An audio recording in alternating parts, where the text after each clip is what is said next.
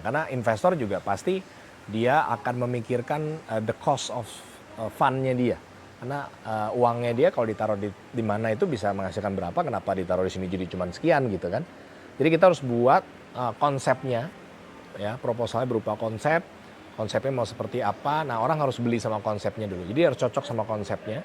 Kita adalah office operator, jadi Anda kalau punya gedung kosong kita bisa operatorkan jadi kantor gitu ya, ada virtual office, ada service office, Anda diam duduk diam, duit datang pokoknya.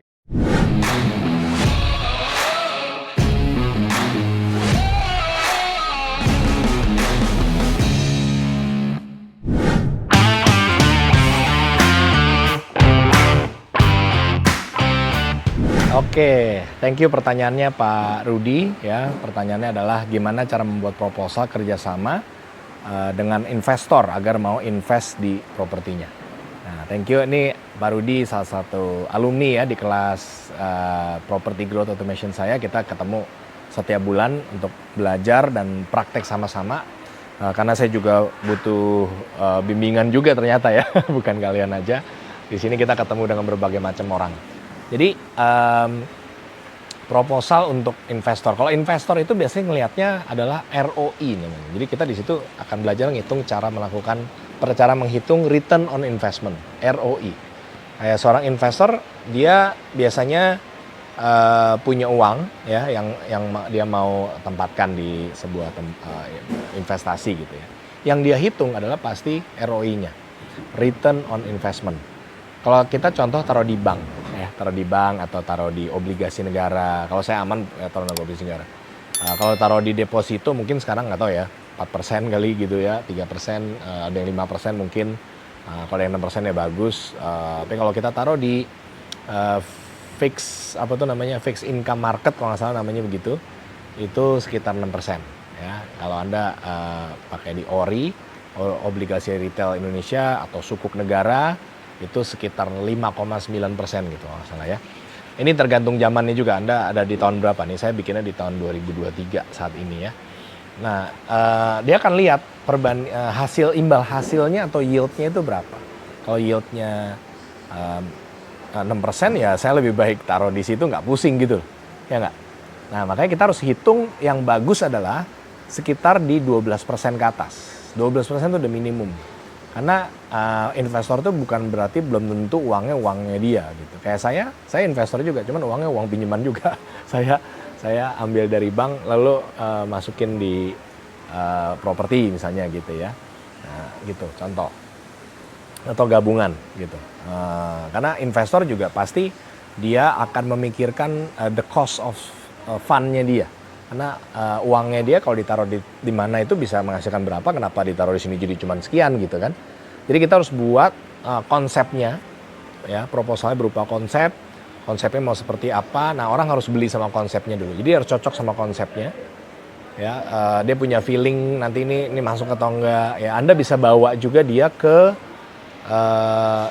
kemarin saya soalnya gitu ya sama teman saya kan mau beli villa gitu di Jogja.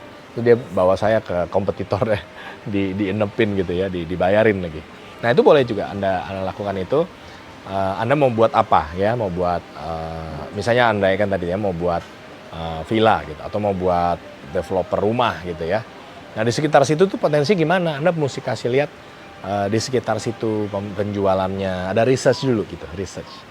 Ya itu yang dilakukan juga sama Indomaret. Contoh saya mau ambil franchise Indomaret, kita biasanya bayar untuk uji lokasi gitu, mereka akan lakukan research gitu di situ. Nah itu yang membuat saya akhirnya jadi oke deh kita masuk, atau nggak jadi masuk.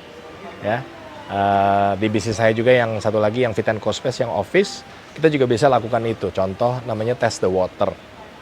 Ya Fit and Co Space itu kita adalah office operator, jadi Anda kalau punya gedung kosong kita bisa operatorkan jadi kantor gitu ya, ada virtual office, ada service office, Anda